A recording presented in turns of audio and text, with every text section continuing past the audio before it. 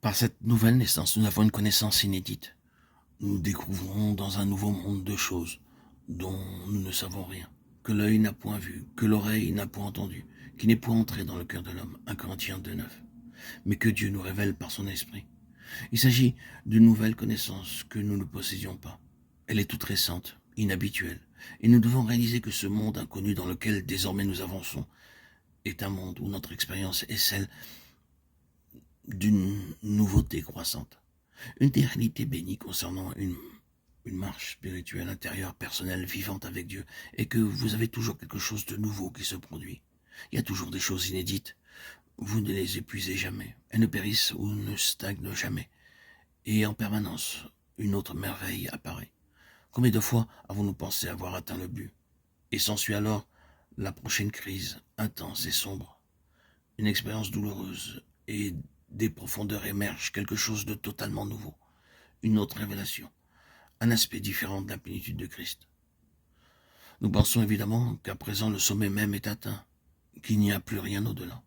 Cela paraît ainsi. Que pourrait-il y avoir de plus? Il ne manque à présent que le retour du Seigneur. Nous sommes parvenus au bout de toute révélation. Peut-être vivons-nous pendant quelques années dans l'émerveillement de cet état et puis de nouveau, la même chose se produit. Nous descendons dans les profondeurs et tout semble avoir disparu.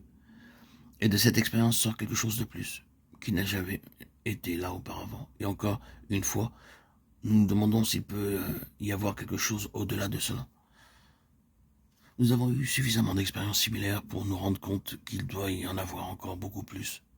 Nous n'atteignons jamais la fin, c'est le miracle de cette vie. Tout est ouvert, tout est possible, s'il y a un libre accès pour Dieu. Maintenant, pourquoi tout cela? Selon la loi des premiers-nés, c'est ce qui est une vraie vie. Ce n'est pas quelque chose qui est simplement une question d'enseignement religieux, de vérité, de doctrine et d'interprétation, fixant la vérité et la cristallisant. Ce n'est pas simplement une tradition, un principe. Ce ne sont pas des mots. Il s'agit d'une connaissance croissante, merveilleuse, vivante du Seigneur, et d'une marche avec lui, jalonnée par ses mouvements, ses crises, qui mettent en évidence des richesses jusqu'à là insoupçonnées. Il est si dangereux de penser qu'en matière d'expérience, un grand événement que nous avons connu est la finalité de tout. Tant de personnes vivent sur quelque chose qu'elles ont expérimenté. Et il y a des années,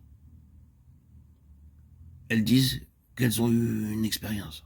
Celle-ci se présente sous différentes formes. Nous avons pu avoir ce qu'on appelle un baptême du Saint-Esprit et l'avoir nommé notre baptême du Saint-Esprit. Mais ne pensons pas que le but des choses toutes puissantes soit atteint. Beaucoup de personnes le croient. Elles disent constamment lorsque j'ai reçu mon baptême. Pourquoi? Il y a quelque chose de plus, et encore plus au-delà. C'est un chemin dégagé lorsque tout est sous le principe des premiers-nés. Devenir comme un petit enfant et donner à Dieu un libre accès à toute sa plénitude.